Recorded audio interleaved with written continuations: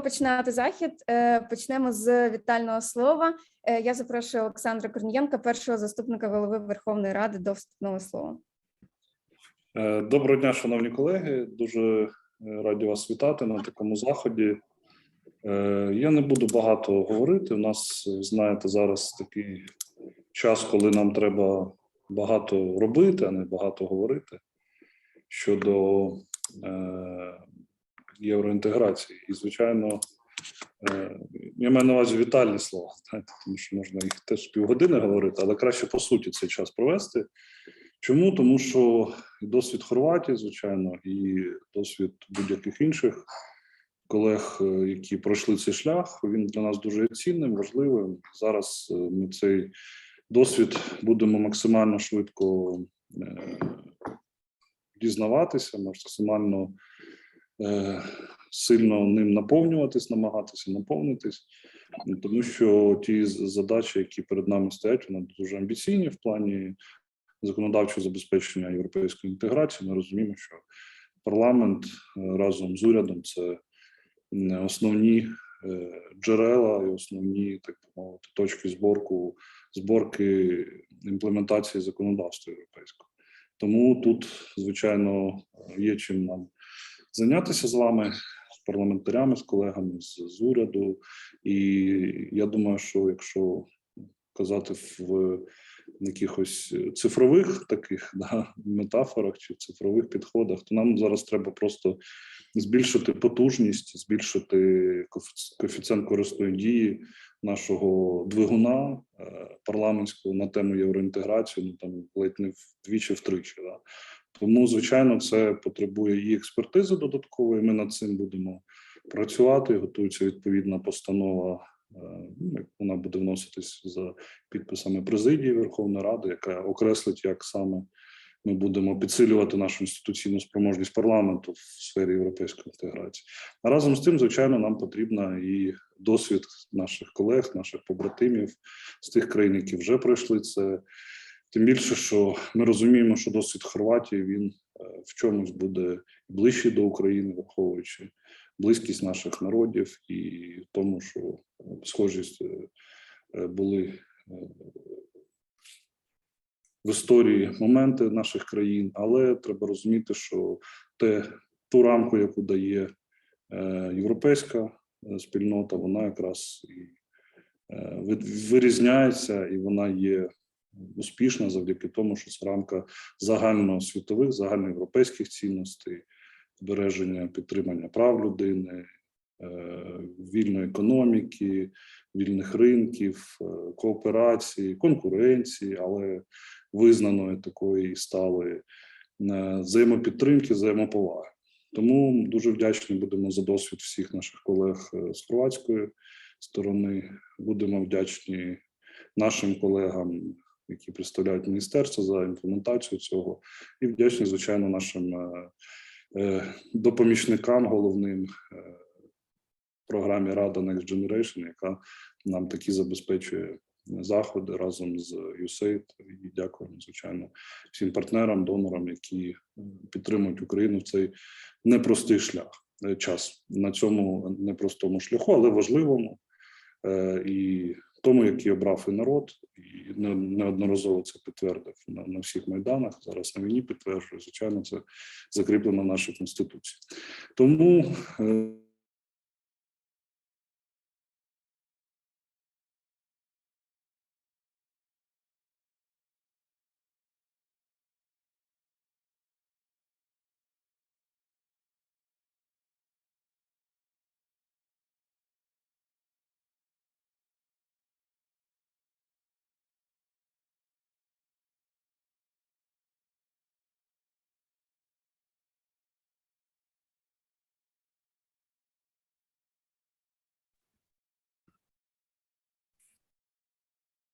трохи в нас завис Олександр Сергійович, але дякую дуже. Дякую. Передаю вітальне слово пані Іванні Климпуш-Цинцадзе, голові комітету Верховної Ради України з питань інтеграції України до ЄС. Прошу. Дуже дякую, шановні колеги, шановні друзі, шановні наші партнери. Дякую, по-перше, за цю ініціативу почати серію таких набуття додаткового досвіду. Думаю, що він, очевидно, нам не завадить, буде тільки корисним. Я хочу подякувати за цю можливість долучитися до цієї розмови. Очевидно, підтримуючи те, що сказав пан Олександр, ми, як представники комітету, говорячи від комітету з питань інтеграції України до Європейського Союзу, хотіли би детальніше знати, яка постанова готується президією Верховної Ради. Думаю, що було би корисно долучити до цього весь комітет. Надіюся, що президія це безумовно врахує, тому що принциповим для нас зараз є справжня взаємодія і координація і всередині парламенту, і з виконавчими структурами.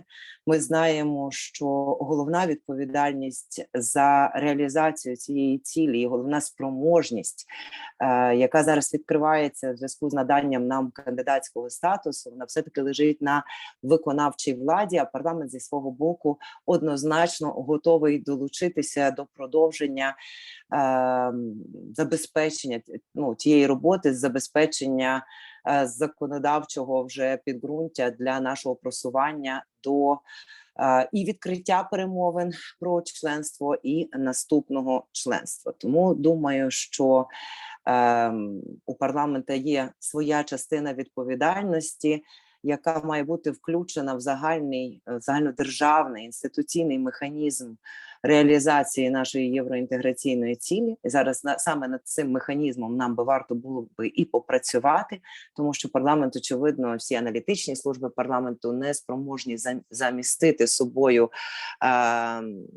ті напрацювання, які зобов'язані зробити міністерства, і замість того, щоб ми вишуковували і аналізували там усі акіз, думаю, що ми все-таки доб'ємося спільно того, що від Кабінету міністрів будемо отримувати законопроєкти з таблицями відповідності, які дозволять більш ефективно використовувати роботу законодавчого органу.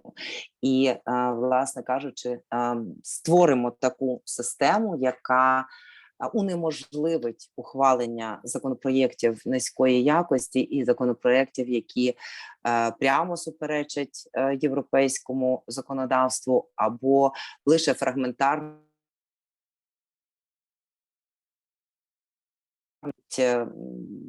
ті директиви, ті регламенти, які ми зобов'язані будемо включити у своє українське законодавство. Тому розуміємо, що такий, інституційна система узгоджена з врахуванням позицій усіх гілок влади, помножена на політичну волю, яка забезпечує інституційну пам'ять, яка не буде залежати від політичного ландшафту, це є принциповою річчю для того, щоб справді добитися тої великої можливості і тої великої цілі, яка сьогодні на тлі жахливої трагедії, яку проходить український народ у війні проти агресивної країни-терористки Російської Федерації, цієї війни. Я думаю, що це нам дасть можливість діяти ефективно. І думаю, що це найбільша зараз відповідальність в тому, щоб максимально не змарнувати той шанс, який нам дали з певним авансом, і ми з вами це теж розуміємо, наші друзі з країн Європейського Союзу. І я хотіла би ще також на завершення скористатися можливістю і подякувати хорватській владі, зокрема прем'єр-міністру Хорватії, за те, що він особисто, його команда, наші колеги з парламенту хорватського максимально долучилися до промоції, лобіювання, надання Україні кандидатського статусу вже у червні місяці. І надіюся, що і далі ось ця підтримка, це залучення буде продовжуватися, і ми матимемо в хорватських колегах таке надійне плече, яке нам допоможе перейти ці випробування гідно і швидко, і якомога більш ефективно. Дякую. Дякую, Іванна Орестівно. Да, ми також хочемо подякувати Хорватії, зокрема Міністерству закордонних та європейських справ Республіки Хорватія, за те, що погодились співпрацювати з нами та організовувати подібні заходи. І ми сподіваємося на подальшу плідну співпрацю, зокрема, Іванна Орестівно, з комітетом євроінтеграції, тому що в нас в програмі вже є запити від декількох парламентів, які хочуть безпосередньо співпрацювати з комітетом євроінтеграції, ділитися своїм досвідом. І тому ми сподіваємося, що продовжимо цю співпрацю. Повертаючись до Міністерства закордонних та європейських справ Республіки Хорватія, ще раз висловлюємо свою вдячність і запрошуємо до вступного слова Андреа Мателко Згомбич, державного секретаря Міністерства закордонних та європейських справ Республіки Хорватія. Прошу.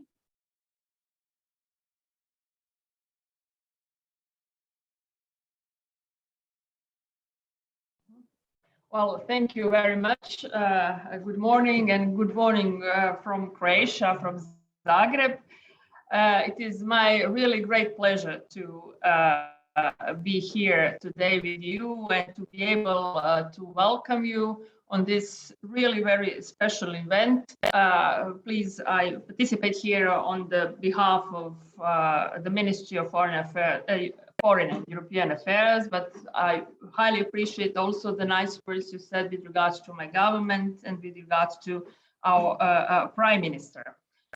At the beginning, let me just stress once again and express our really deep solidarity with people of Ukraine and for your strong support in your fight, really for freedom and territorial integrity and to the values that we all share, and your strong fight against this Russian really brutal aggression. At the same time, I would really like to congratulate you for receiving the candidate status, because it really does matter, and you have well deserved it. And although there is a long way ahead of you, ahead of us, you are definitely on the right track. As you know, Croatia has been committed as a friend to Ukraine even before this horrible aggression. First of all, because we all know how beneficial the accession process is and transformation of one's society, economy, and adherence to the European values. This is one reason. The other one is because we really believe that it is the right of each and every state to choose the path it wants to follow. So Croatia has been favorable and committed friend to Ukraine and for Ukrainian European path even before this aggression. Now we are providing material help, humanitarian support in these difficult times, and I'm really very glad that this could have been also confirmed when our Prime Minister visited Kiev this May. I would also like to thank the participating institutions here, the USAID and Верховна Rada Ukraine, joining forces within this project Rada Next Generation, which will really prepare Ukrainian parliament and the government for this pre-accession and accession period. This initiative really shows clearly our strong Euro-Atlantic support Ukraine enjoys in this foreign policy priority. We really believe that only the synergy of all our institutions and providing you technical assistance and our knowledge and experience can really contribute to your moving forward on your EU path. Croatia has just celebrated the 9th anniversary of being the EU member state. We entered on 1st July 2013, and now we are just about to enter Eurozone and Schengen. It is due, we expect it to happen 1st January next year. And this just shows how important it is to pursue further European integration. And we are really very glad that we will be in the core of European Union integration. So given the experience Croatia has had and our long-lasting practice and knowledge, we really believe that we can contribute to our joint endeavor in supporting you on your EU path. Let me just remind you that we do have our joint working group for cooperation established back in 2016. And we really believe that this working group continues to be the key instrument in providing in our bilateral relations, but also in supporting and providing you on your EU path.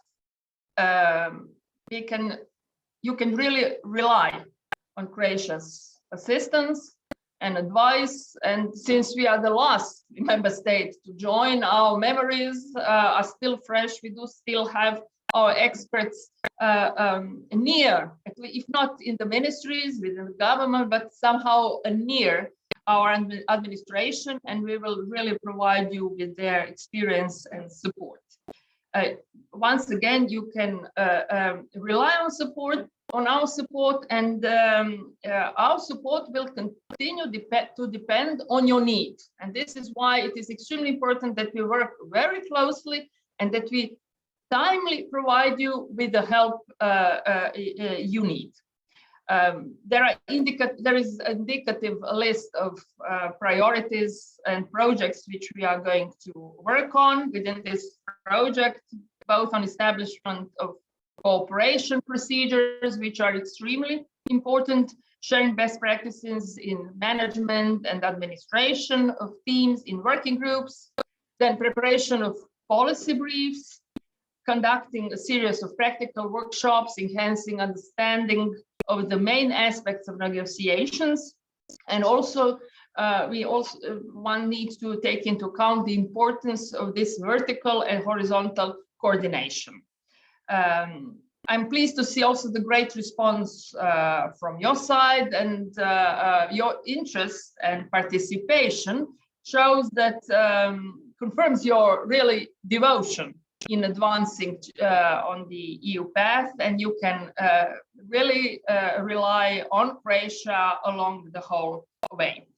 So I would like to wish you all best luck, and let's be really, as Madam before me said, let's be focused, because then the assistance is most fruitful and most successful. All the best. Thank you. Дуже дякую. Наступним мав бути директор нашої програми. Він передає всім побажання успіхів та всього найкращого. Також дуже дякую Міністерству закордонних та європейських справ Республіки Хорватія. Він, на жаль, зараз не може долучитися через те, що він був у відрядженні в Лугано і зараз ще не доїхав до місця. Тому ми одразу, думаю, перейдемо до презентації. Тому я запрошую Майю Ґреґуріч, голову відділу Суду ЄС Сектору європейського права МЗС Республіки Хорватія. Прошу, Майя.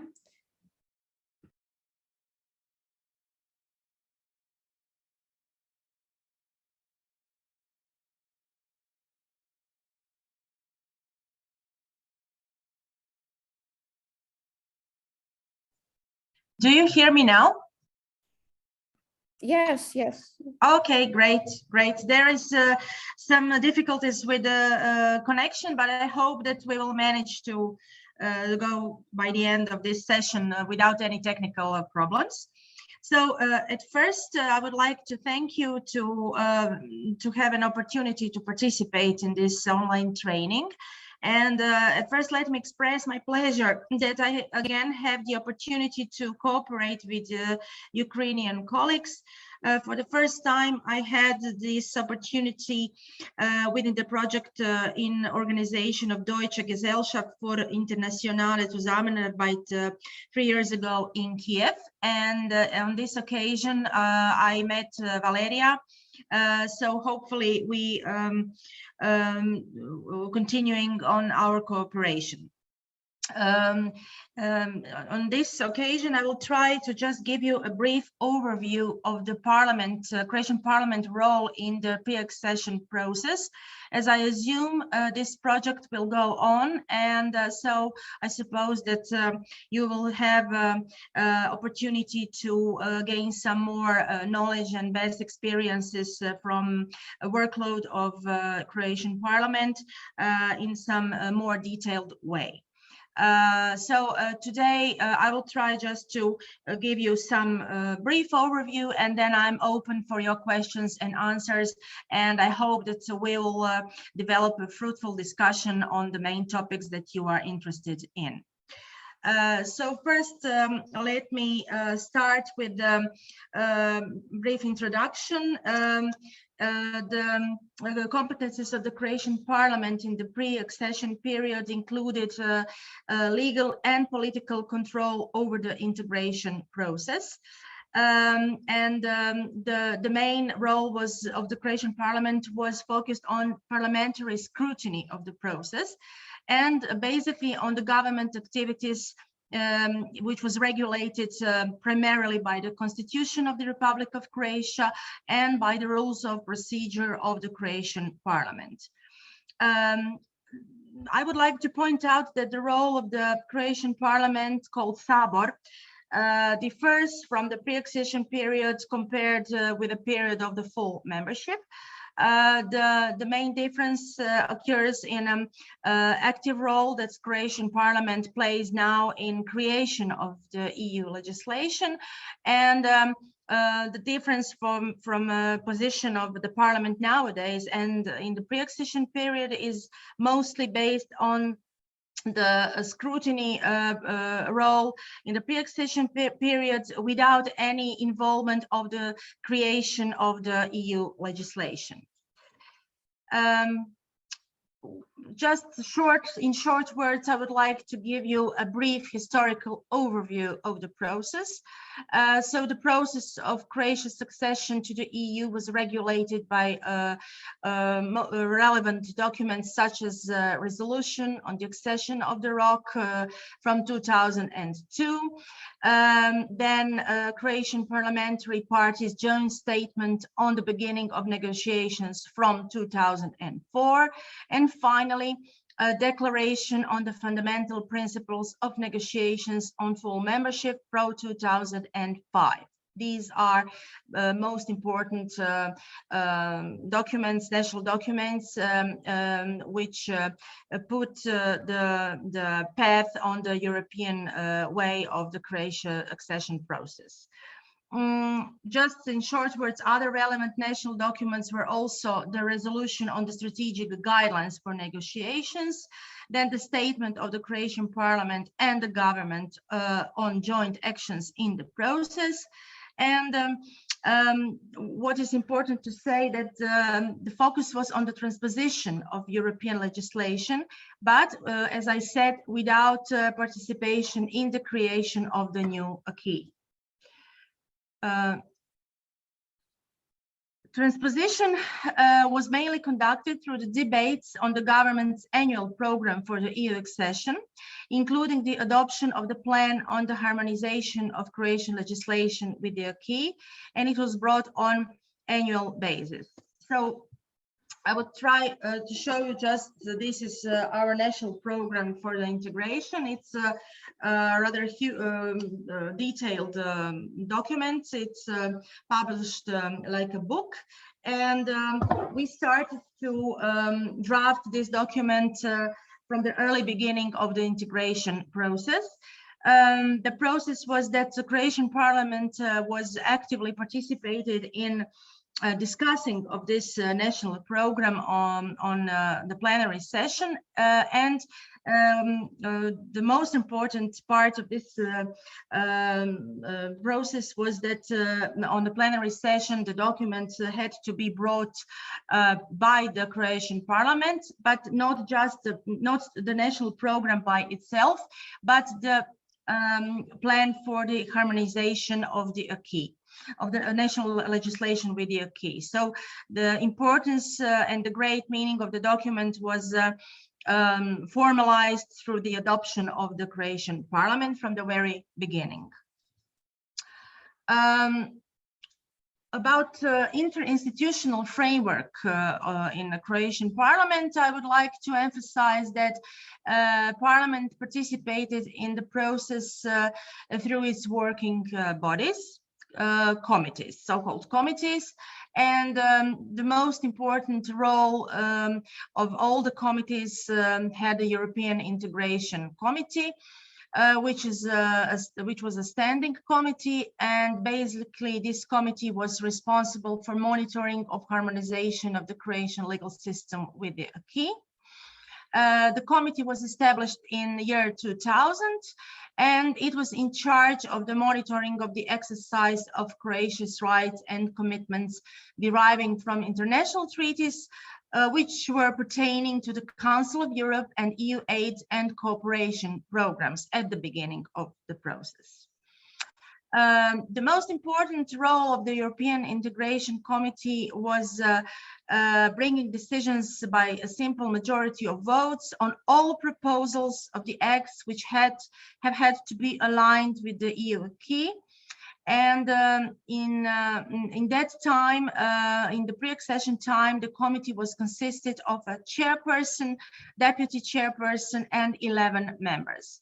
Just for comparison, now when we obtained a full membership, the committee has 17 members, 1 chairperson, 2 deputy chairpersons, and 14 members, along with the 5 appointed members from the various stakeholders, such as law professors, some politicians, and all other professionals involved in the EU matters. But I want to put the emphasis on the role of the committee nowadays. I just want to say in detail about something about the role of the committee in the pre-accession period, as you are mostly interested in this role in the pre-accession. So all proposals, as I said, of the acts had to be aligned with the EU acquis, and they have to be designated with a special code called PZE, which means these are proposals of the acts that have to be aligned with the European Union acquis. The code also indicated that the act had a priority status for the Croatian institutions, and it was called upon an urgent legislative procedure, which means that these acts with this code PZE were brought and discussed just in one reading in the Parliament. Also, I would like to say that the European Integration Committee was involved in discussing about the level of harmonization, and as a precondition for putting the act on the plenary session, the committee had to check its level of harmonization by considering a technical instrument, providing that all regulations are completely aligned with the relevant acquis. And it was made through the instrument of legal harmonization, so-called table of concordance. Lately I will tell some more in details about this instrument of harmonization. Also, I would just like to put an emphasis on the staff, on the professional staff involved in with the work in the committee. The committee was consisted of a few members of professional staff. These colleagues were of a legal profession. And it's very important to say that they were very well educated in EU matters, and their education were mostly obtained through the various internships in some other EU member states. These few colleagues who worked as a professional staff, the main role was put on their professionalism and enthusiasm also in the whole process. When discussing about the level of harmonization of an act which has to be aligned with the directive, as a result of a positive opinion on the complete alignment, the committee had to issue a statement at the end of the process. And also it was very important that the staff was in a close cooperation with other institutions, state administration bodies, especially with the Ministry of Foreign and European Affairs, as the Ministry of Foreign and European Affairs in that time was, and also nowadays is, a main coordinating body involved in the process. I'm open for discussion to say some more details afterwards when we will have a part for questions and answers. And now I would like to say some words about the role of the European Integration Committee from the point of view that also some other competent working bodies were responsible for a discussion on the acts which had to be aligned with the acquis. But the difference in the way of discussing about the acts was that besides the European Integration Committee, which was the main committee responsible for issuing the statement that an act is completely aligned with the acquis, the act had to be also discussed in other committees. Nowadays, Croatian Parliament is consisted of 29 working bodies, 29 committees, and before the accession to the EU, we also had a huge number of committees as a competent working bodies. But the difference is that the act was discussed, it was depending on the field of interest of the act. So, for example, one act which had to be aligned with the acquis was discussed, for example, on the Committee for Agriculture, if that was an act from the field of agriculture. And in parallel, it was also, it had to be discussed also on the session of European Integration Committee, with the difference that in the first case, the discussion was based on the meritum, primarily on the meritum of the act, and not on the alignment.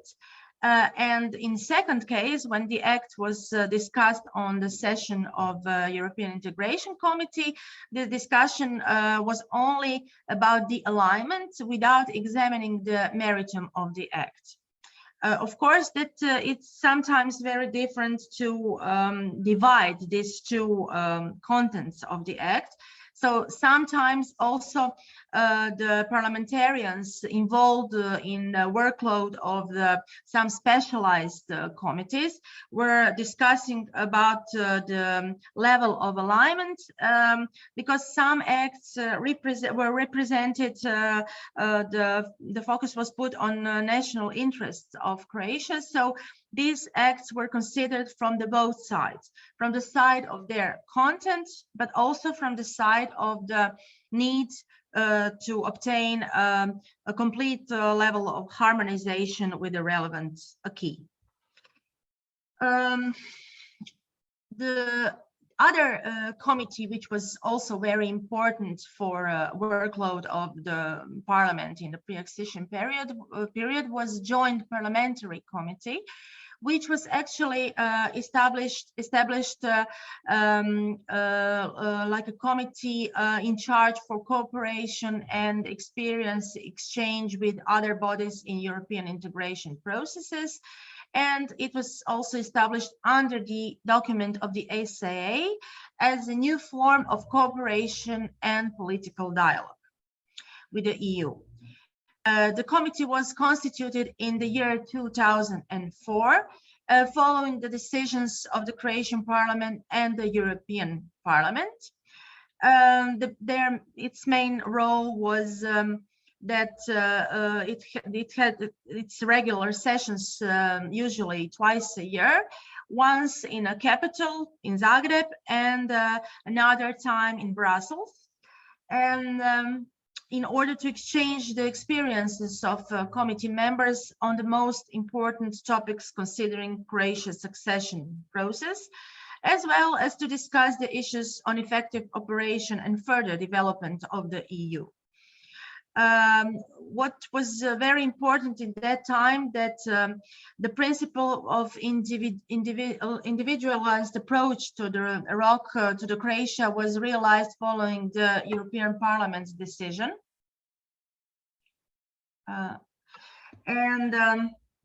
According to the cooperation between the European Parliament and Croatia in the framework of the European Parliament's cooperation with Southeastern European countries, this so-called tailor-made approach was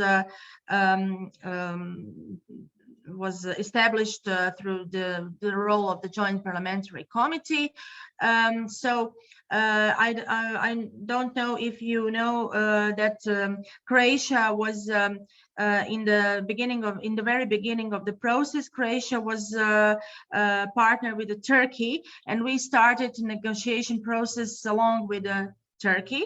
But this tailor-made approach, we really were lucky that we achieved this approach, because each country has its own specialities. So despite of that we began the process with Turkey, we applied for this tailor-made approach, which took into consideration all Croatian national interest and specialities regarding the political system, the level of development, economic development, and also the legal state of play.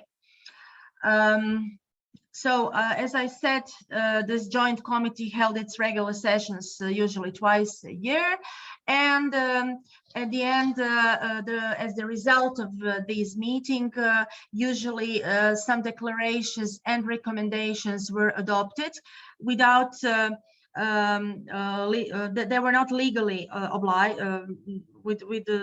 They didn't have legal obligation, but they gave some recommendations and instructions and directions in which way we want to continue our process. In total, there were 17 meetings of the Joint Parliamentary Committee, and the last meeting was held in April 2013, and it was very closely to the date of Croatian accession, which was on the 1st July in 2013.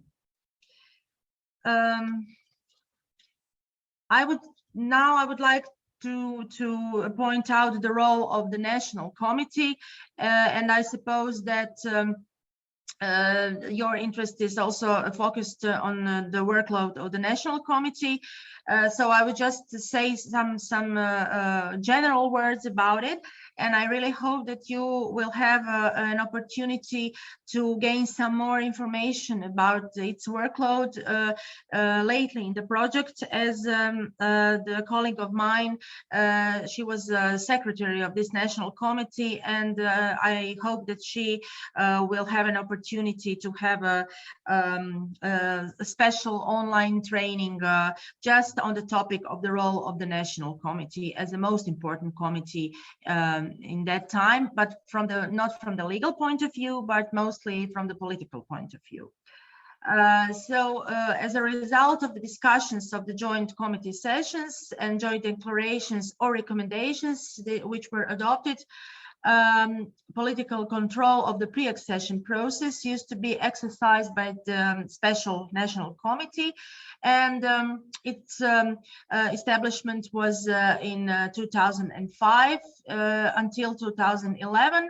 It functioned as a special working body competent for monitoring the negotiations with the European Union. The National Committee was consisted of representatives of all political parties, position and opposition, and its decisions were adopted by consensus. As a result of this, this was maybe the most important value of this National Committee, because all relevant stakeholders included the stakeholders from various parts of Croatian society, like academic society, politicians, and mostly professionals from all relevant field of interests. The National Committee also existed as a professional forum for consultations and debate between parliamentary parties and the government.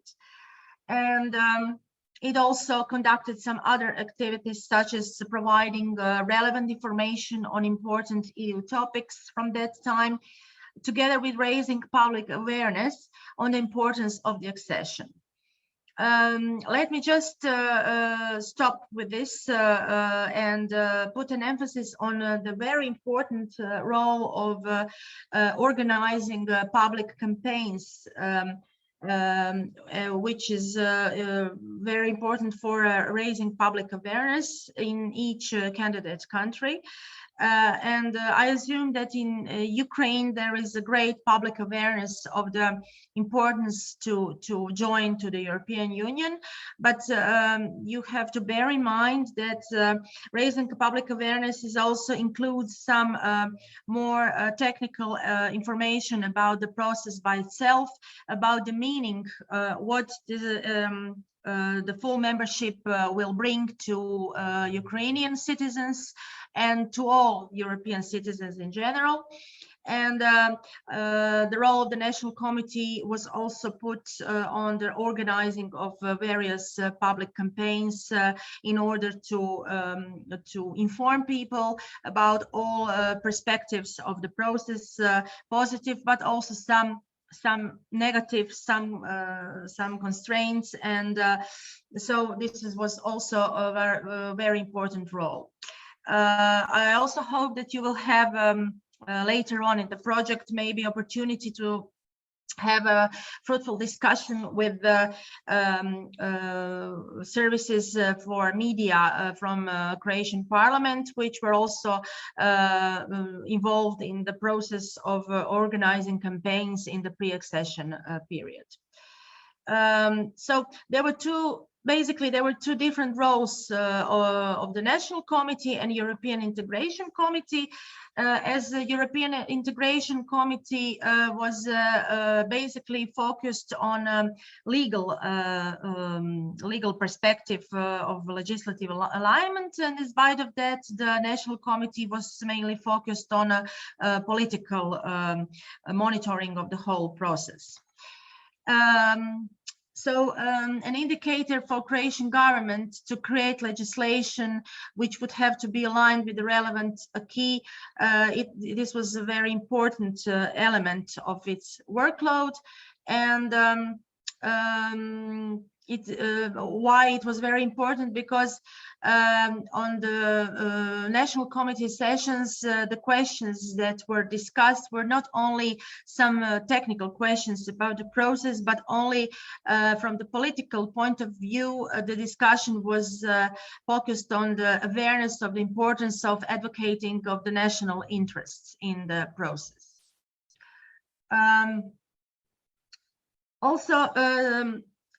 Some legislative process in the pre-accession period from executional to parliamentary level, I think that I will discuss in the second part of this training. So maybe, Valeria, if you agree, we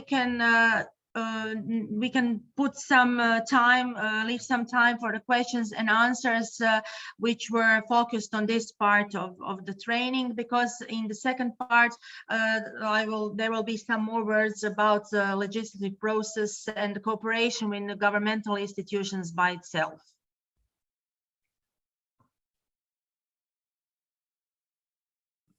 Yes, I believe that it's a great idea to stop here and take a pause and have an opportunity to answer questions. Зараз ми перейдемо до запитань цієї першої частини практичного семінару. Ми попередньо отримали питання від учасників, коли ви заповнювали форми. І почнемо ми з цих питань. Якщо у вас є додаткові питання, ви також маєте змогу їх поставити або піднявши руку, або написавши в чаті. Дуже вам дякую. Я буду задавати питання англійською мовою, тому що так буде трошки зручніше. Майя.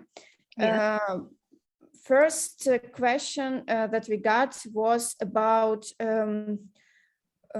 who played the main role in EU accession period in the parliament. So only committee, or did the parliamentary office had units or other structures or relevant deputy of general secretary or something like that, or only committees, joint committee and national committee, they played important role? Or did you have, or do you have in your parliament more administrative staff or staff in the parliamentary secretary or office? Mm-hmm. Okay, thank you, Valeria. Of course, that the most important role played European Integration Committee as a coordinating committee, which was involved in all the issues regarding pre-accession process. And so this is without any doubt, the main role was put on the EU Integration Committee. Of course, the role of the National Committee was also important, but the staff the professional staff working in EU Integration Committee was entitled to communicate with the member of other committees and also with the member of governmental institutions. As the Ministry of Foreign and European Affairs played a main role in the meaning of the whole government, we can make a comparison with the EU Integration Committee as a main coordinating body functioning in the structure of the Croatian Parliament, which obviously played the main coordinating and professional role in the process. Of course, there were also some professionals in the chairperson's office, but they were not entitled for monitoring of the process and to some deeper involvement of the integration process. So I think that the answer is clear. Without any doubt, the EU Integration Committee played the main role. And I just want to ask yourself, do you have established also EU Integration Committee in Rada? I suppose that you have. Yes, we have, and we have Ivana Klimpush-Cintzadze. She's the head of the committee. So yeah. Okay. And how many members of professional staff are employed within the committee? I guess that maybe, yes, Ivana Klimpush-Cintzadze can answer this question. Thank you, Maya, very much for actually pointing out how you have been going about this process, because my calls to the colleagues so far have not been really well heard. We have only 11 people from the professional staff working in the committee. I think it's totally not enough, and that's why I would be very also much interested in knowing how you enhance the capacity of the professional staff in the European Affairs Committee at that particular moment, or European Integration Committee at that particular moment. I also am very interested in that procedure that you have mentioned with regard to having one reading only of the relevant European integration laws or draft laws, because we do have two readings. And unfortunately, at this particular moment, the competencies of our committee are foreseen by the rules and procedures only before the first reading. So which means that before the second reading, some things can be unfortunately changed, not for the best. Mm-hmm. And we do not have any say before the draft law comes to the consideration of the Rada Hall, of the Parliament Hall. And that leads, unfortunately, to some violations of the European acquis on this later stage. So if you could please maybe elaborate on that specific special procedure of one reading, that would be very helpful. Thank you. Mm-hmm. Okay, so yes, I'm also glad that you emphasized the importance of the role of your committee, and my warm recommendation is to strengthen the committee's capacities by employing more staff. Of course, Croatia is a small country in comparison with Ukraine, so 11 members seems quite a good number for Croatian standards, but it doesn't seem enough for Ukrainian standards. So the first step would be to try to engage some more staff in the committee. This is the first part of the answer. The second part is this one reading procedure. It was also made from the rules of procedure of the government's procedure, that all acts have to be briefly discussed, because there were really huge amount of legislation that had to be aligned with the acquis. So in order to obtain set deadlines and to be on time with the transposing this huge number of legislation, we had to change the rules of procedure of the governmental procedure of the bringing of the acts, and to introduce as a special case just one reading. And now the acts, now we are full members, and the acts also are in two readings, in the procedure of two readings, but before the accession, all the acts with this special sign, which means these are legislative proposals of the acts that have to be harmonized with the acquis, they went in one reading. But of course, you have to amend some rules of procedure, because this procedure had to be set on the legal basis. And in line with this answer, I just want to also point out that the Parliament and the EU Integration Committee was involved in the whole process. Of course, it was one reading, so it was easier to be involved in the process from the beginning by the end, by the adoption of the act on a plenary session. And it is very important, because the EU legislation could also be amended in the meantime. So you have to be responsible for monitoring of the process, and the EU Integration Committee, from the point of view on the parliamentarian level, is the main institution, the main body that has to monitor that the legislation is aligned with the acquis in every moment. So from the beginning of the process until the end of the process, the legislation has to be harmonized. And of course, if you are not involved in the process from the beginning by the end, you cannot play this controlling parliamentary scrutiny role of the whole process. So if you have any chance to influence on the amendment of the rules of procedure, it would be very useful as a tool to obtain this monitoring role from the beginning until the end. This is my answer on the question. So I hope that I managed to answer the question in a detailed way. Yeah, and the next question was also from Ivana Orestina. Was the government main body who failed the draft laws? And also we had a lot of questions regarding this issue. So first one, was the government the main body? And second question is, is the percentage of involvements of ministries in the development of draft laws. So who had the leading role, ministries or parliament? Well, in Croatia, the system, the system of the political system is organized on the basis that government is the main executive, plays the main executive role in bringing and proposing of the acts. And the parliament is a body who adopts the acts. So the case is that all aligned ministries were 100% involved in the process, not just line ministries, but only agencies and governmental offices, which were creators of the acts.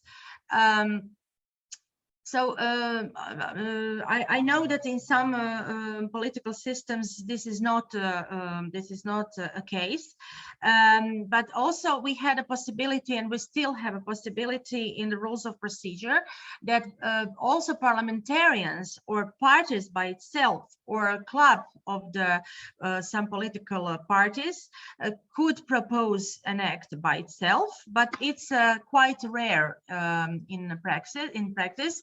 And the main role on the legislative proposal of the acts was laid down by the Croatian government.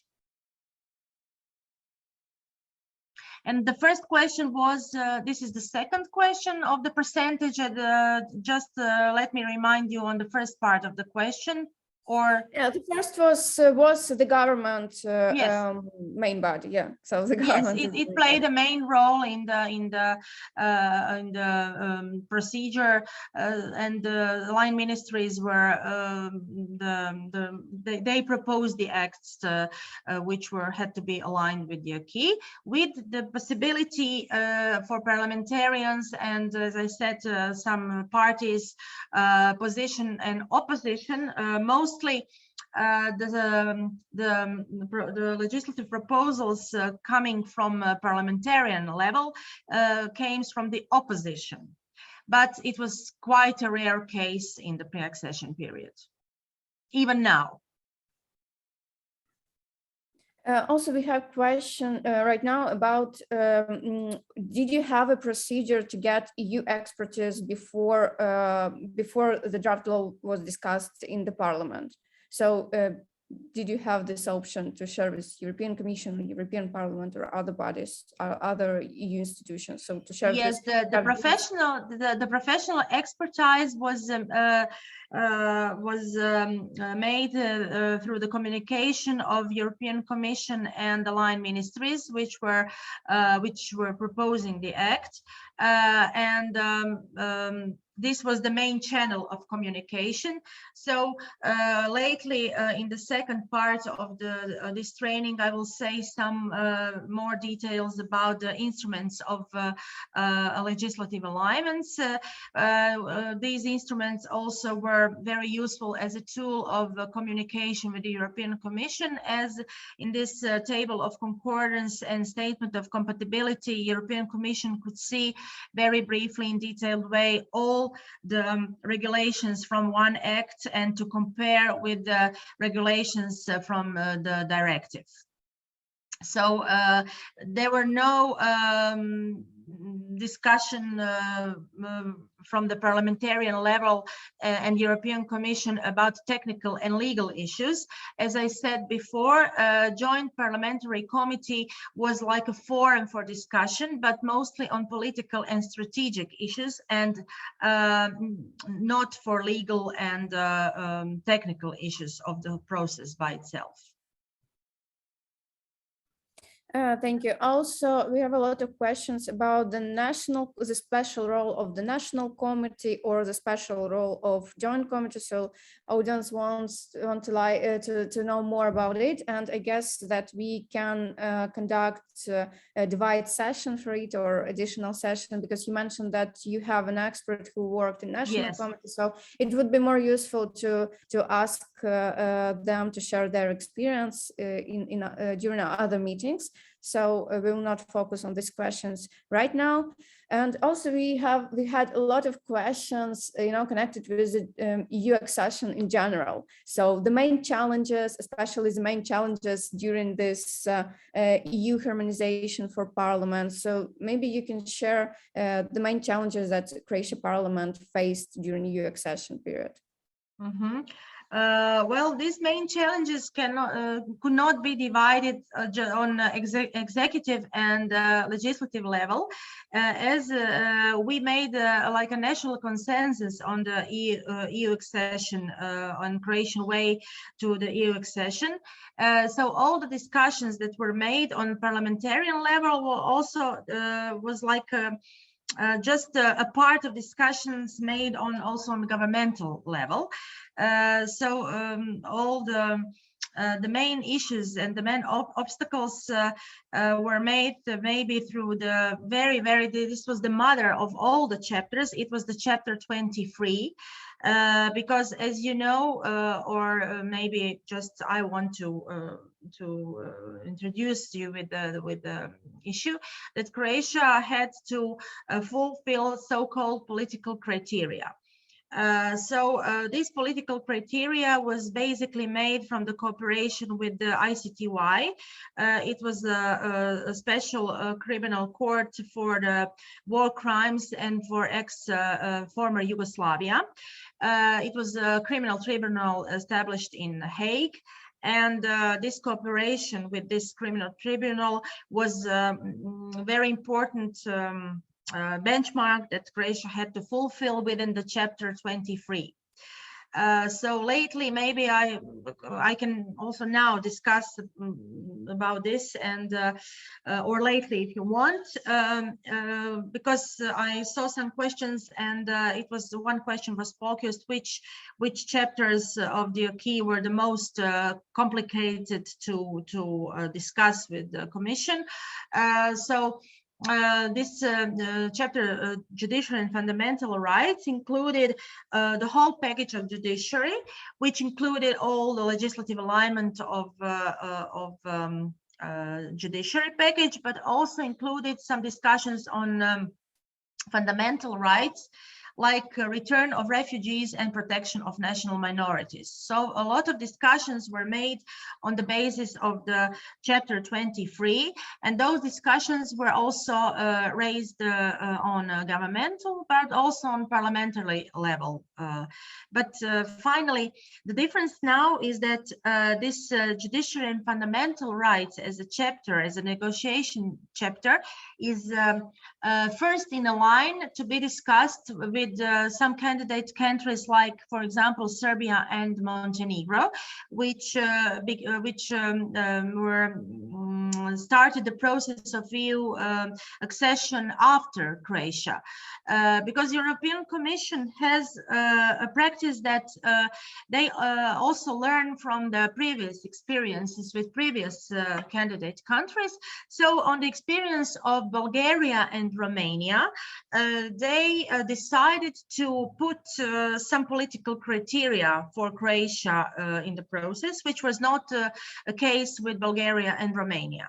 And the European Commission was thinking that it was like a mistake in the process, so they wanted to give some more important meaning to this very important chapters. So when we opened, before opening the negotiation chapter, Judiciary and Fundamental Rights, Croatia managed to open and temporarily close some other chapters in a successful way. But when opening this chapter 23, we had one pause in the process, and we had to stop, and we had to fulfill a lot of benchmarks within this very chapter. And these issues were mostly discussed on the parliamentarian level, because as you know, these political criteria, they had to be discussed not only on a governmental level, but also on a political level. And Parliament and its committees were the forum for this kind of discussion. So these were the main obstacles in the process. Thank you. Also, we had like similar questions connected with judicial system and legislative area. So maybe I can ask you this question right now because you started this topic regarding judicial area. We had a question about what were reforms in the judicial system carried out in Croatia to speed up accession to the EU, and maybe you have any recommendations for Ukraine. I want to say that judiciary and fundamental rights chapter, as I said before, was focused on the judiciary package, and the problems that Croatia were facing with were focused on resolving of the huge amount of the court backlogs. So we had a lot of court cases older than 10 years. It's so-called long-term backlogs, and also a huge amount of court cases which were older than 5 years.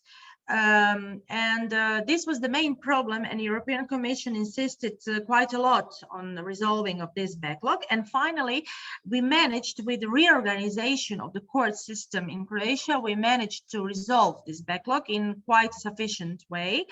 One of the successful tools for resolving this huge amount of court backlog was introducing of so-called ICMS, Integrated Management Case System, which means that starting the court procedure at the court, for example, county or municipal court, the judges were appointed to, the cases were delegated to the judges on random way through the electronic database, through the system, this was the way to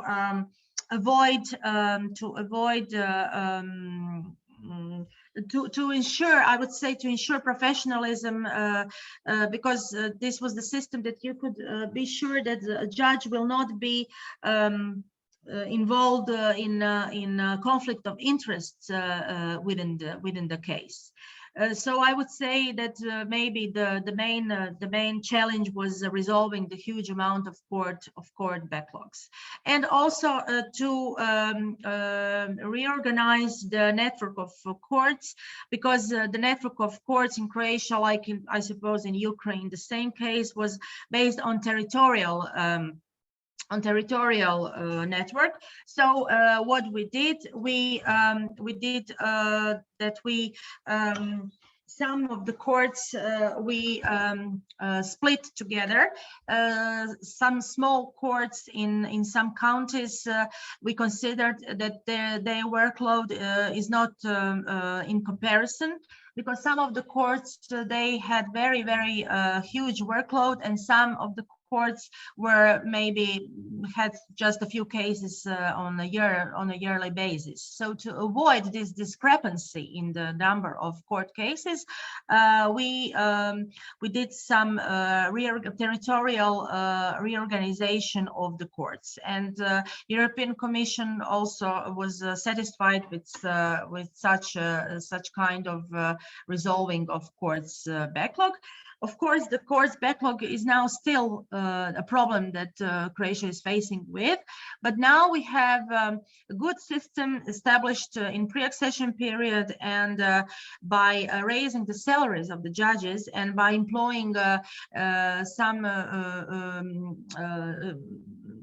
number of judges additionally, and also by specializing courts for some special criminal cases, we somehow managed to reorganize the network of courts, and this was maybe there were also some more challenges within this chapter, but when we are focusing just on judiciary, not the part of fundamental rights, which includes, as I said before, the right of national minorities and the return of refugees, and of course the cooperation with the criminal tribunal in Hague.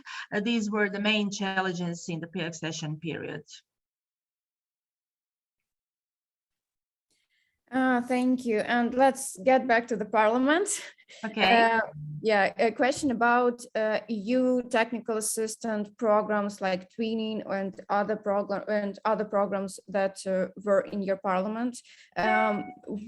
Which were the most effective, and especially regarding training of the staff of the committee or training of the staff who is responsible for EU integration? So what experience you can share about EU-related projects program? Well, I can share very good experience with TAIEX, and maybe I'm taking this occasion also to advocate for Ukraine to use these tools of TAIEX and also twinning.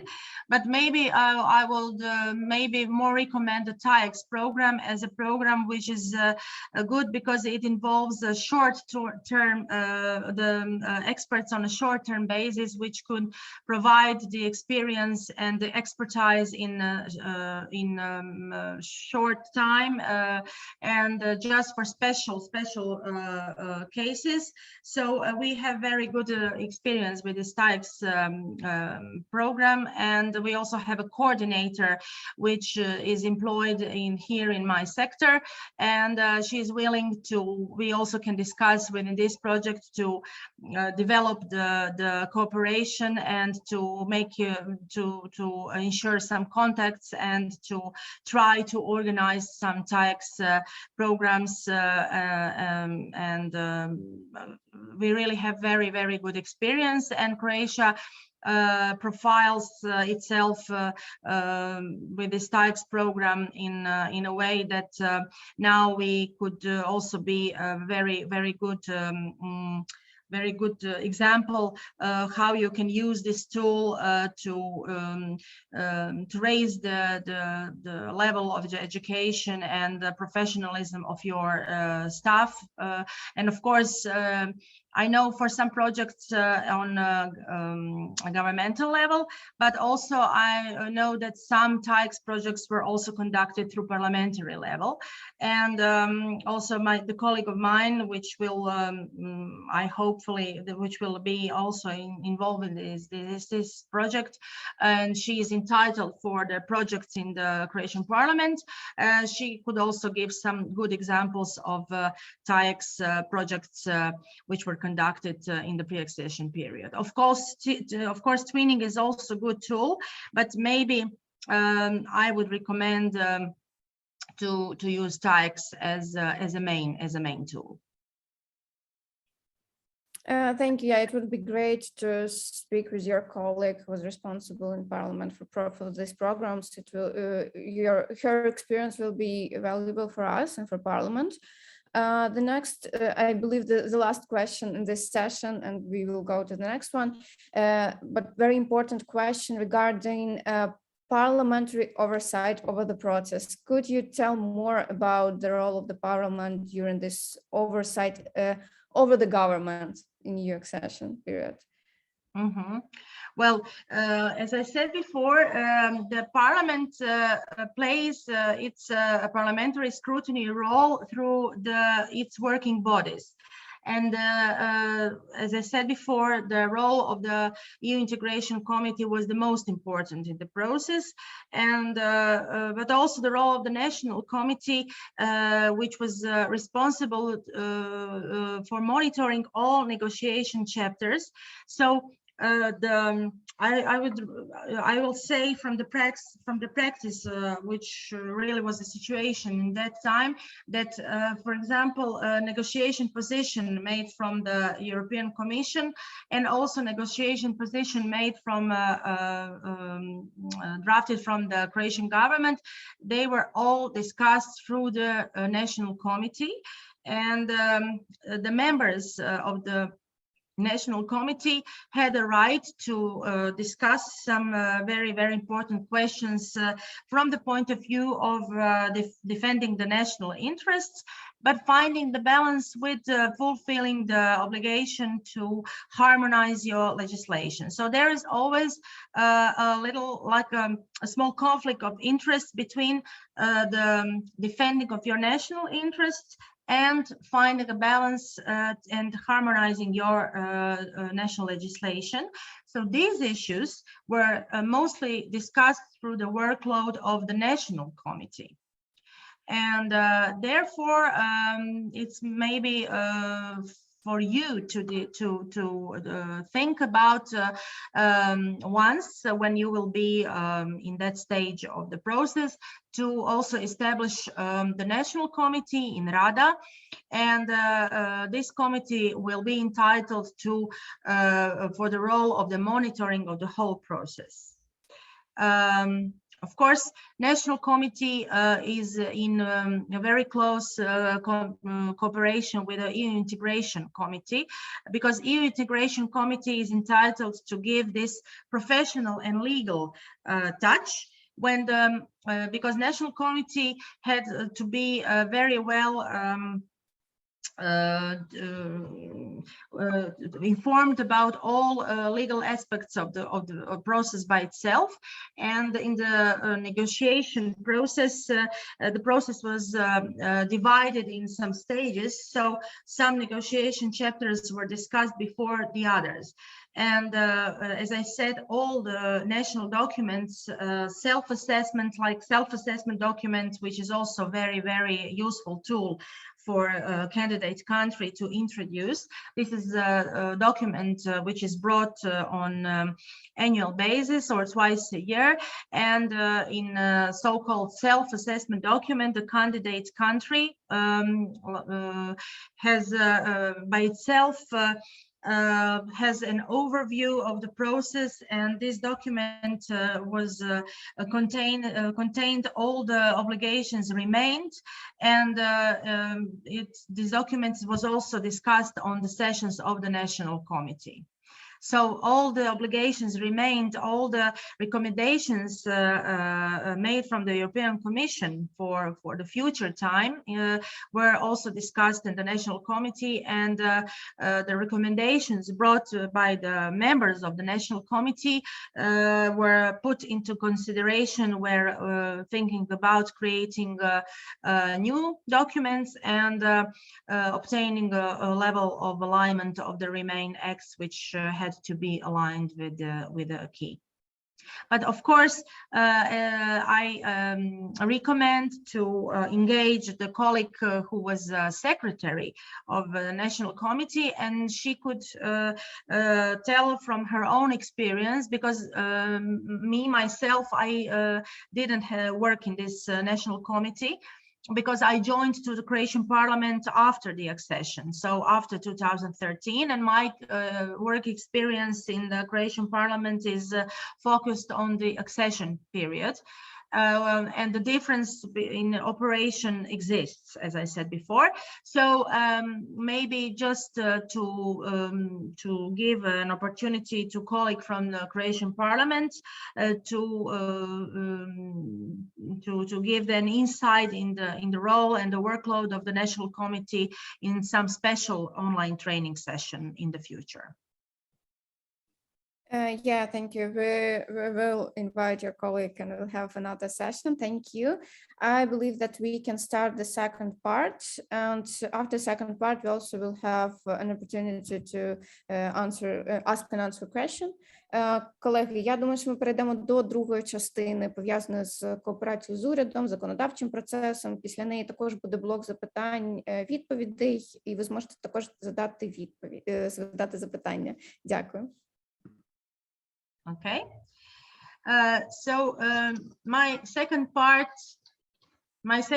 will be focused on the legislative process in the pre-accession period, from executional to parliamentary level. At first, I would like to say that cooperation of governmental institutions with the Croatian Parliament played a primary role in the process. And the first stage of legislative alignment were focused on instruments of legal harmonization. Instruments of legal harmonization, these are actually documents which were created by the Ministry of Foreign and European Affairs, professional staff from the ministry, and these tools are not new tools in the process. These tools were also used from some candidate countries before, so we just took some best practices from other candidate countries and introduced this statement of compatibility and table of concordance. This means that each act which is proposed on the governmental level has to be accompanied by the statement of compatibility, which represents a special table. From the one side, there are all regulations from the directive, EU directive, and the other side of the table, you can see all the regulations from the your act, which has to be aligned with the acquis. These tables were tools that were used to control that your act is in all its regulations fully aligned with the directive, which is actual in this very moment. This table of concordance was quite a long document, and it was containing from these two parts. But at the end of the process of harmonization process, the statement of compatibility had to be issued. So I can explain from the practice how it was done in the practice. The line ministry had a role to propose the act, and in the very beginning of the process, the line ministry is the body responsible for examination of all relevant acquis that has to be transposed in your national legislation. Also, the line ministry, we can take an example, for example, the Ministry of Agriculture. And the line ministry has to fulfill this table of concordance in very detailed way. So regulation in comparison, regulation from your act, national act, in comparison with the regulation of directive. When fulfilling this table of concordance, you as a line ministry have to send the act on the overview for other line ministries. In Croatia, the case was that each act, when drafted, had to be approved by the Ministry of Foreign and European Affairs, from the Ministry of Judiciary, and from the Ministry of Finance. But I will not focus on this very moment on the Ministry of Judiciary and the Ministry of Finance. I would rather focus on the role of the Ministry of Foreign and European Affairs as the main coordinating body in the pre-accession process. So when the Ministry of Foreign and European Affairs gets the act on consideration and on opinion, the professional staff from the ministry were obliged to make a control that every regulation, each regulation of the act is in accordance with the regulation from the directive. Why I'm speaking just about the directives, not including regulations, because I suppose that you are familiar with the fact that regulations are the obligatory legislation, European legislation, but they had to be obeyed by itself without transposition to the national legislation. So once the European Commission issues an European regulation, when you are a full member, you have to consider this regulation as a part of your own national legislation without an obligation to transpose the legislation into the national legislation. As this is the case with the directives, when you have to transpose, and when transposing the regulations from directives, you don't have an obligation to transpose them from words to words. You have a possibility for transposition in the way that suits your country as in the best manner. So the recommendation from the European Commission is not to write and to repeat the regulations from the directives, but to try to catch the goal of the directive by itself, but to also to create the legislation which is harmonized in your own best way, which suits your legal system in best way. That's why table of concordance is needed, because a legal expert, once when checking the level of harmonization of the act, has from the one side the regulation, for example, Article 1 from the directive has to be transposed to the Article 5 of your act. So once when the expert in the Ministry of Foreign and European Affairs makes an approval that this table of concordance is done in a professional way and know that nothing is missing, the act together with the table of concordance and the statement of compatibility goes to approval to EU coordinator. This EU coordinator, he is entitled, he works, he's also a state professional in the ministry, in the line ministry, and he has to put his signature on the statement of compatibility, and by putting this signature on the statement of compatibility, this is like insurance that the act is harmonized with the relevant acquis, and the act now could go further on the discussion to governmental bodies like government session and some special bodies which are responsible for discussion acts before the governmental sessions. Of course, this is like a very live process, and the colleagues from the Ministry of European Affairs and EU integration, the professionals from the sector could always give a call to their colleagues in the line ministry and try to discuss some issues that are maybe not clear enough in the process. So this is the process which is based on a close cooperation from the colleagues of the line ministry and the colleague responsible for consideration and monitoring of the harmonization of the act in the coordinating body, which was in Croatian case, Ministry of Foreign and European Affairs. So once when act is accompanied with the relevant instruments for legal harmonization, this was also set by under the rules of procedure of Croatian government, this procedure, and in this rules of procedure of Croatian government, all legislative proposals together with all accompanied documents must be discussed by government session preparatory bodies, so-called coordinations. Therefore, all legislative proposals when aligning with the acquis must include instruments for the harmonization of the national legislation with the acquis.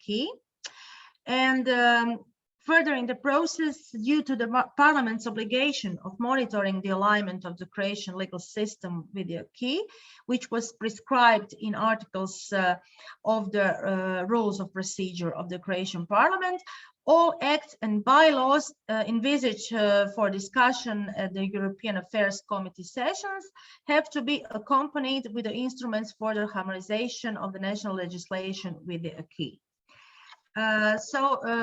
And furthermore, the State Administration System Act prescribes also the prior consent of the minister responsible for European affairs for the bylaws.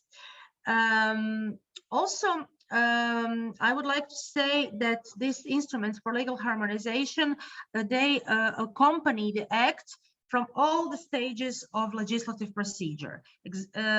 These stages include executional level, governmental level, and also the process of bringing the act, putting it to the force through the on parliamentary level, and finally putting it to the force on the plenary sessions of the parliament.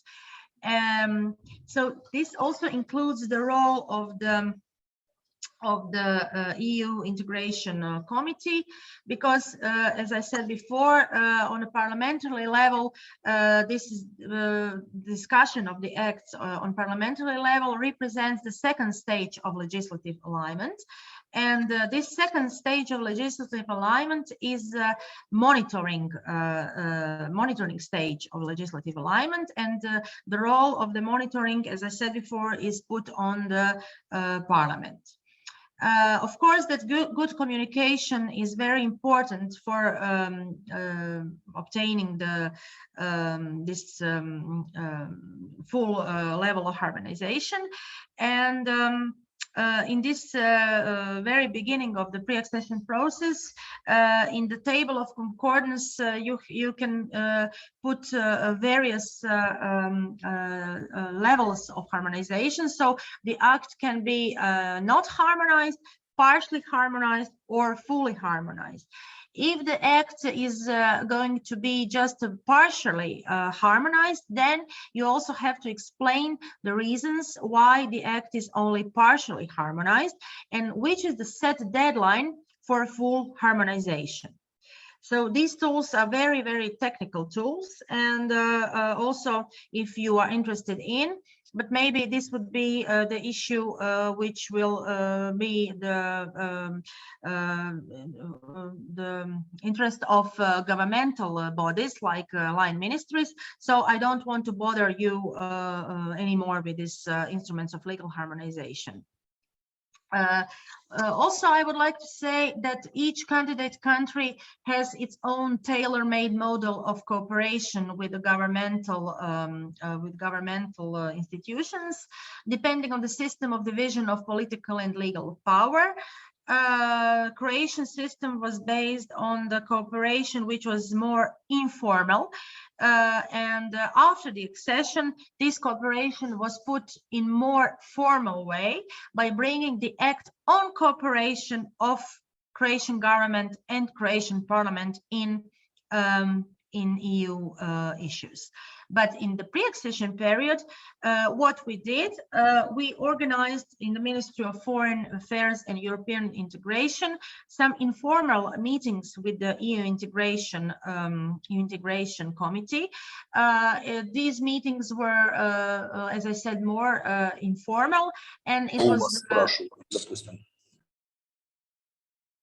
Do you hear me? Okay, so these documents were, these meetings were set in more informal way.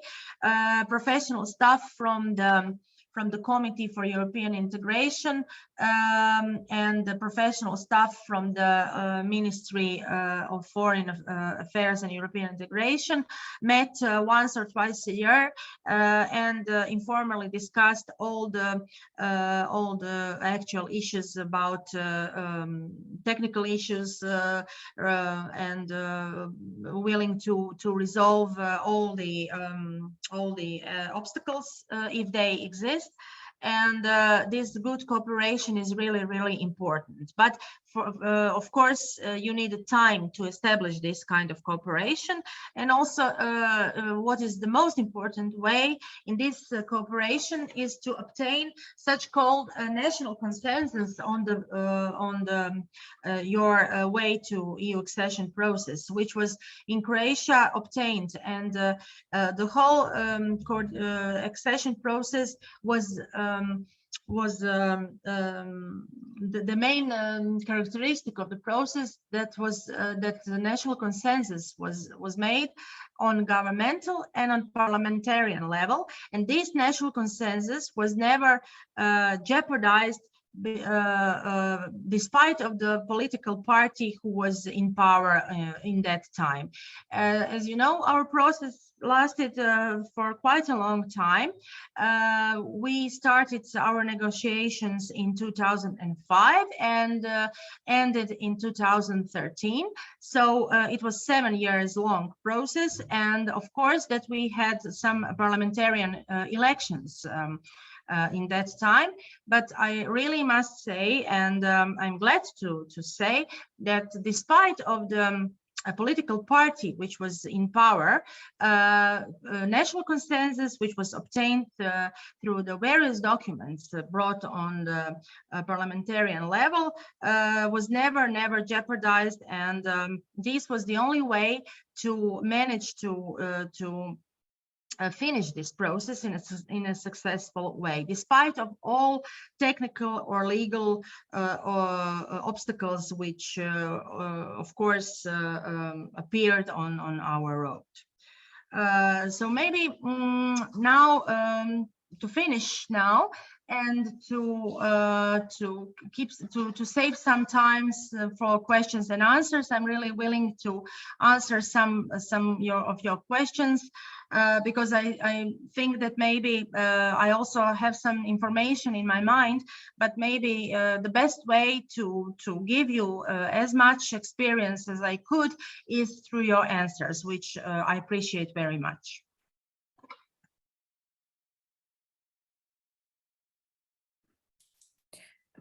Thank you, Maya.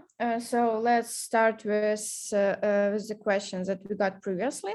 So question connected with, you mentioned about communication, informal communication between committee and the Ministry of Foreign and European Affairs, but we're interested in the formal communication more. So on the parliamentary level, on the level of the committee, who was from the government responsible to present draft bill or to present the policy? It was the line ministry, or it was the Ministry of Foreign Affairs, or it was coordinator, as you mentioned? Who was the main part?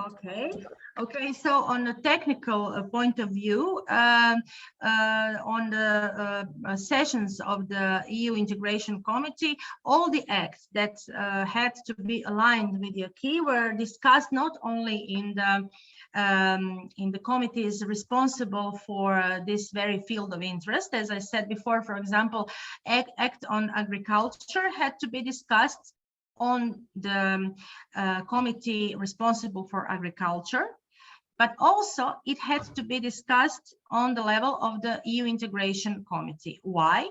Because Act on Agriculture had to be aligned with a bunch of directives, relevant EU directives in that time.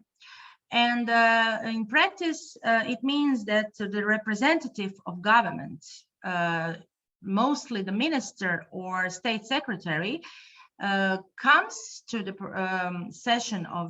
committee session, and he represents the main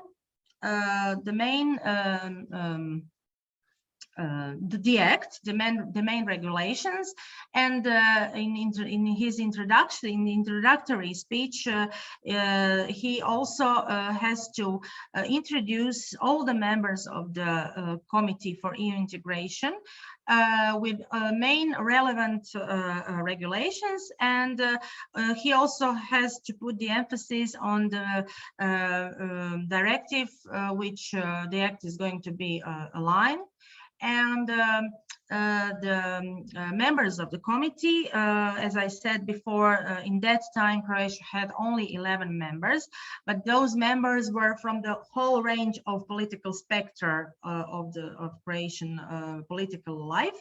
They had an opportunity to ask the questions, and if they wanted to know why some regulation is going to be drafted in one way and not in another way, or if the parliamentarian thinks that maybe some national interest is jeopardized, he was in a possibility to ask a question to the member of the government. Of course, that we insisted on a high-ranking officials to represent the act.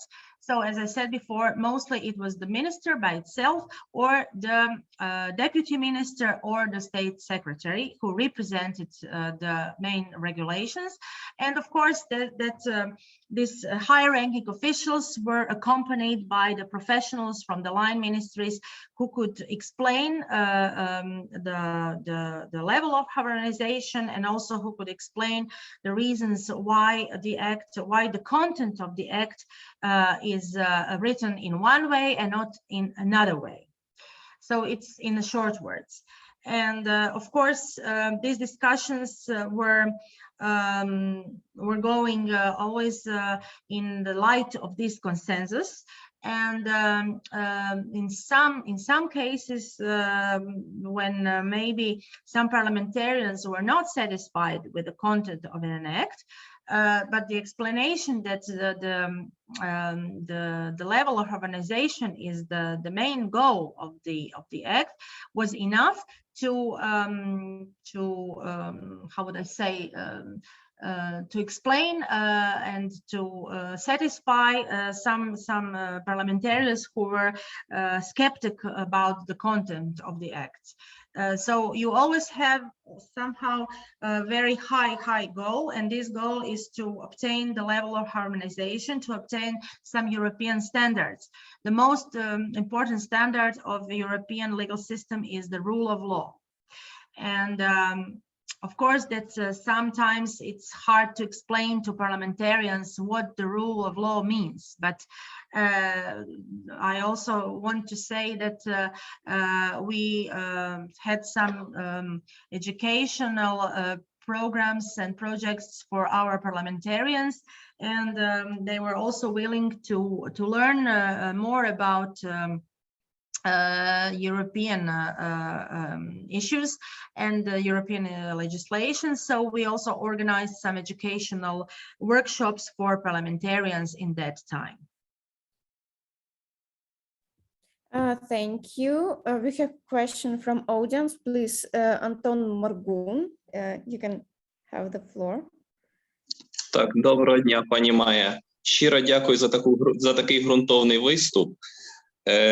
Я представляю секретаріат комітету з питань регламенту, і в мене є ряд відповідних питань. Ви згадували, що кожен законопроект містить супровідні документи. Чи могли ви сказати, в парламенті Хорватії який структурний підрозділ парламенту перевіряє повний комплекс супровідних документів до законопроекту?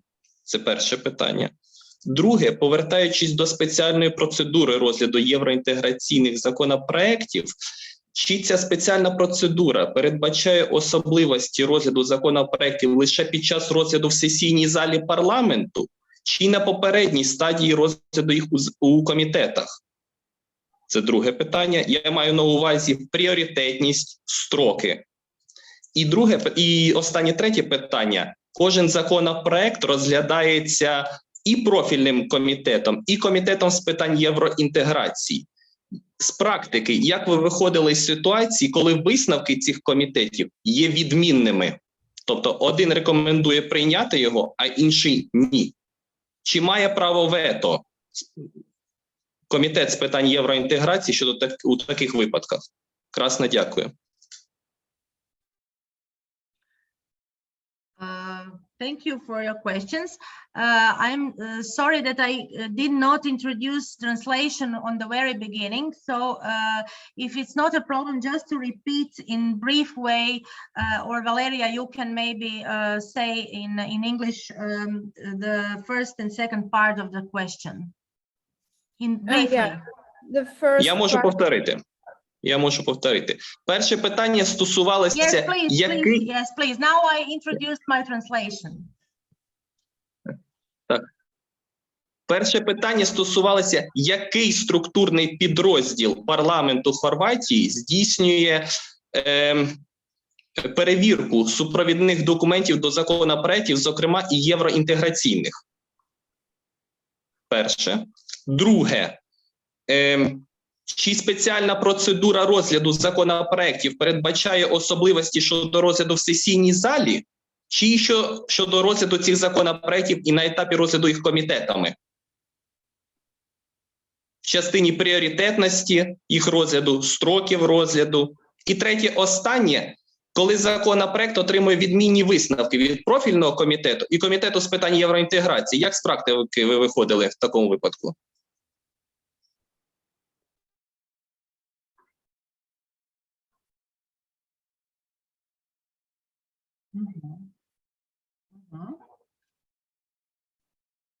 Okay. Okay. So let me try to answer your first part of your question. So review of the package of documents, the review of the documents, for the review of the documents, both committees are entitled, with the difference that the committee who is specialized, for example, for one sector like judiciary, agriculture, or defense, has to have a review in this content of the act. So the emphasis is put on the content of the act and not on the level of alignment. Despite of that, the Committee for European Integration, when discussing in parallel about the act, has to put an emphasis on the level of harmonization without reviewing the content of the act. But of course, these two committees, they work, and this is the answer of the third part of your question, they work in a synergy, which means that if, for example, when you vote about an act on the committee session, and if you don't have enough votes for the content of the act on the committee session of a specialized committee, and the result is different on the sessions of the Committee for EU Integration. In this way, I think that this conflict of the different voting results always the primate is made on the Committee of EU Integration, because we are now speaking just about the acts which have to be aligned with the EU acquis. We are not speaking about the acts which do not have to be aligned with the acquis, as those acts were not discussed at the European Integration Committee sessions. Of course, that if some parliamentarians didn't want to vote for an act which has to be harmonized, and if you have a conflict of various results of these committee sessions, regarding the consensus that we had obtained on the parliamentarian level, that the goal is to have all our legislation harmonized by the end of the accession process, the conflict of interest ends in a way that committee on the act is going on the discussion once again, and in this time the result of the discussion has to be in a preference of obtaining enough votes for the act to be voted in a positive way. And the second part of your question is session discussions. So we in Croatian Parliament have two levels of discussions. We have discussions of an act on specialized committees. Nowadays, Croatian Parliament is consisted of 29 various committees. So each act has to be discussed on its own sectorial committee. Very often they have to be discussed also on the Committee for Judiciary. And also by the end, we have plenary sessions. So once when the act is discussed on a committee session, it is put further on the procedure for discussion on a plenary session. And on plenary sessions, all parliamentarians have to be present. I mean, not all, but in Croatia, if you want one act to be voted on a plenary session, then if you have a party who is a ruling, leading party, then you have to have enough votes for act to be positively voted and discussed on the plenary session. But the only stages for the discussion is committee session and the plenary session. These are two stages for discussion for the acts, and it was also in the pre-accession process, and it also exists nowadays as a rule of procedure. And this is very, very in detailed way explained in the parliamentarian, in the rules of procedure brought by the Croatian Parliament. And of course, those rules of procedure have to be amended despite of the fact that Croatia became a full member of the European Union in 2013. So Croatian Parliament brought the new rules of procedure in 2013, and these rules of procedure were amended in a way that have to be adapted on the procedure which suits the new system, the system of obtaining a full membership. I hope that I managed somehow to answer on your question.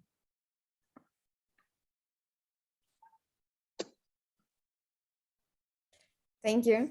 We also had a question about the role of the non-governmental organizations before 2013, so before the Croatia got the EU membership. So what was the role of the non-governmental organization in during the bills discussion, EU-related bills discussion? And did you have an obligatory procedure of public discussions of this law, or because of the special procedures or fast-track procedures, you didn't have the public discussions regarding the law, not about all bills?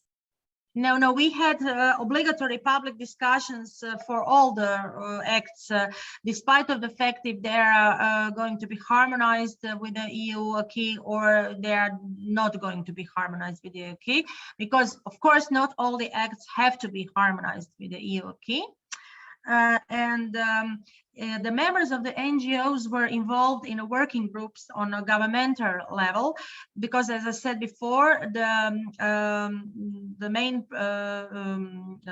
stakeholders which proposed the acts were line ministries, and they organized. I was, for example, a secretary for one working group responsible for the act, Anti-Discrimination Act, which has to be aligned and harmonized with the acquis.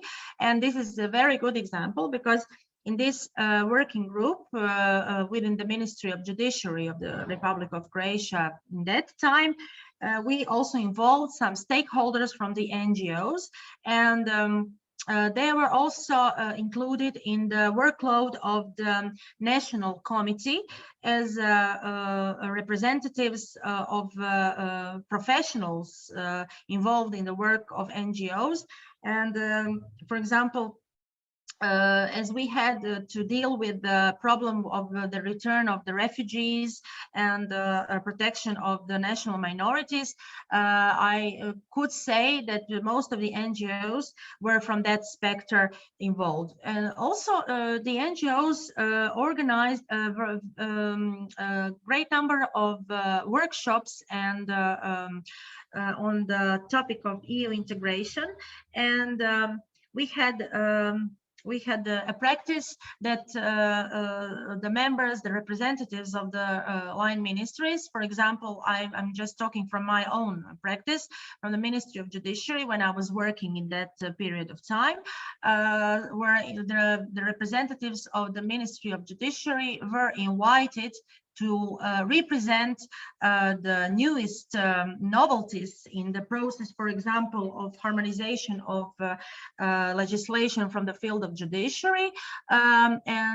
These round tables were mostly organized by some NGOs in Croatia, and it was very, very useful tool to raise also the public awareness and to introduce the relevant NGOs with the progress. Thank you. Also, we have a question about, is it possible to have a special training connected with the procedure of alignment on ministerial level, on governmental level? So it's open question for you. Can we in future organize such training for government, for ministers, because they're highly interested in this topic? So it's question can be without answer right now. It's for the future. Also, we have a question from Stanislav Ivasik. Maybe he would like to ask this question in person. Yeah, hello, thank you very much. Stanislav Ivasik, legal advisor of the USAID Rada Next Generation Program. Thank you for your excellent presentation. It's very useful experience you described to us. My question, maybe it's more technical on the implementation of the directives. So I wonder if the directive can be implemented not only on the level of law, but the government can come up with the idea that some provisions are better suited in the bylaws. So in that case, if the government register to the parliament, I'm sorry. Someone is interrupted. Yeah, okay. If the government is initiating and implementing law and stating to the parliament that some provisions shall be implemented in bylaws, shall the government in this case provide this bylaws to the parliament? And in such case, the Committee on European Integration can adopt the decisions that the act is fully aligned with the EU directive. Okay, my answer is I will take a Croatian example, and in Croatia, Croatian Parliament put into the force only laws. Of course, that you can ensure the transposition, the full transposition of a directive by the bylaw, but those bylaws are not discussed on parliamentary level. They are discussed just on a executional governmental level, and they, after their adoption on governmental level, they are published in official gazette. And in most cases, when you are going to implement a directive, mostly you will implement the regulations of a directive in the law, but some of the part of the directive, which are more technical one, you could also implement to the bylaw, but the procedure is different. As I said, in Croatia, the parliament is entitled to put into the force the laws. So the procedure for the bylaws, which are maybe better tool for transposition of some more technical part of directives, like some annexes or I don't know, the rules of procedure. It depends on the field of interest that you are looking in. For example, maybe the good example is a regulation on food. How would I say? Food. When you have to, yes. So these are more technical regulations, and when you have some directives from that field, you can put, of course, that you will bring the act on food, but some part of these very technical regulations from the directive, you can transpose to the bylaw. But the difference will be that the act will be voted, discussed, and brought in on the parliament level, and the bylaw will be discussed only on governmental level. The bylaw will be also accompanied with the table of concordance and statement of compatibility, but it will be after adoption on governmental level.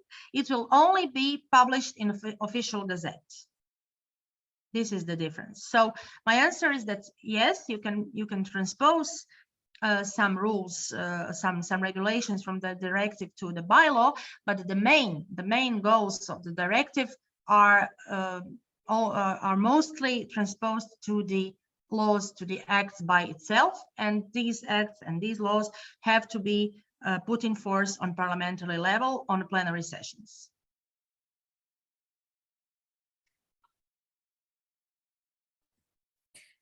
Thank you. Also, we had a question about the engagement of business associations during this discussion on European integration bills. So, do you or did you engage business in the public discussions? Yes, we did. Chamber of Commerce. We included Chamber of Commerce and various professional chambers, business associations. We included them, as I said before, in the working groups.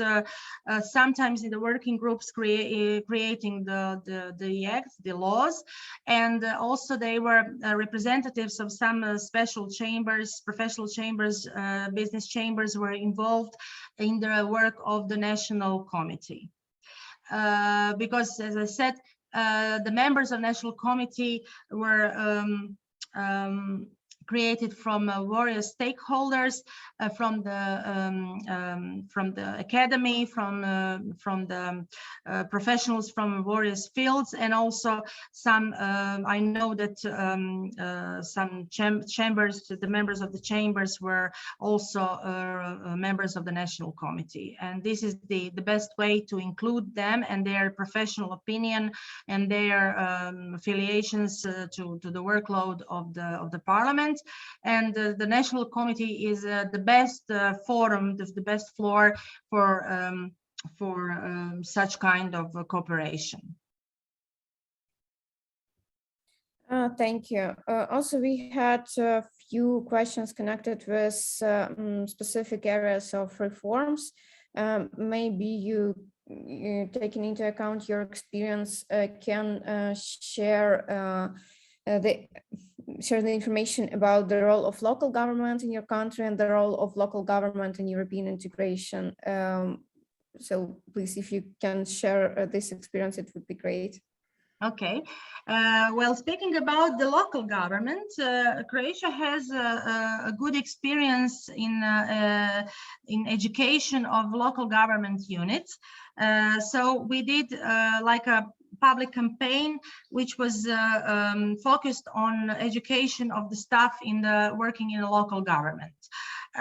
This campaign was conducted through the whole pre-accession process, and for conducting of the public campaign, the special sector in the Ministry of European Integration was entitled, and the way of conducting those campaigns and educational roundtables were by sending professionals to the counties and the cities in Croatia, to various cities, and it was doing periodically, and it was like planning, we did some education in EU law, which was a general kind of education, but I would rather put an emphasis on the education of using EU funds. Why? Because Croatia had an opportunity to use EU funds, pre-accession EU funds, which was called, now the name is EU funds, and in that time the name of these tools was different, but it's not important now for you. So why is it important? It is important because once that you will have an opportunity to use the assets from EU funds, the focus will be put on your local government units. So because I can give you good examples. From example, we had Vukovar-Srijem county, which was devastated during the Homeland War. And this area was under special state care most of the time, but the staff from the local government units were so well educated in using the assets from the EU funds that now this county, Vukovar-Srijem County, is one of the most advanced counties by using the EU funds assets. And so my recommendation for the local government would be to start in education, organizing educational roundtables. And this is the best way to give an opportunity for the professional staff to develop know-how, which you will use once when you will become a full member. And these EU funds could be in various ways introduced. Mainly the good examples in Croatia are some development of some big infrastructural projects in the field of transport, industry, energetics, and also inter-regional cooperation. Thank you. I believe that representative from the Ministry of Regional Development will be happy to hear your answer, because that was their question. I guess that we can have 2 more questions, and I will propose to finish this seminar because it's we have a very long time. So the next question is about, maybe you can share, taking into account your experience, you can share a few advice regarding what priority reforms are needed to be carried out to speed the process of EU accession. So it would be great to hear your recommendations. Okay, so there are a lot of reforms that candidate country has to do in the process, but maybe from Croatian experience, the most important reform was from the field of judiciary and fundamental rights. And this 23 negotiation chapter was really the mother of all the chapters, because maybe one of the most important reforms that we did were also fight against corruption. Why I'm putting the emphasis on the fight against corruption? Because European Commission insisted very much on this very transparent way of doing business. This is very important for the investments of foreign investments and investments of other member states to have a clear procedures. And what we did, we really tried to harmonize our legislation from this field in most advanced way. What also we did, we showed it through the practice, because we opened some and reopened some very important court cases.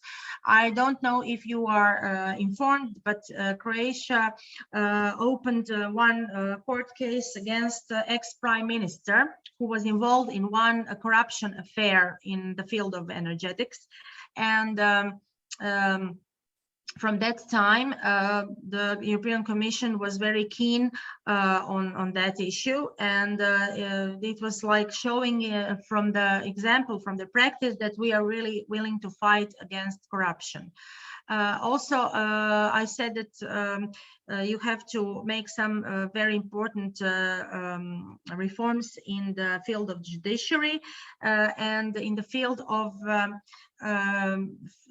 fight against complicated administration for doing businesses.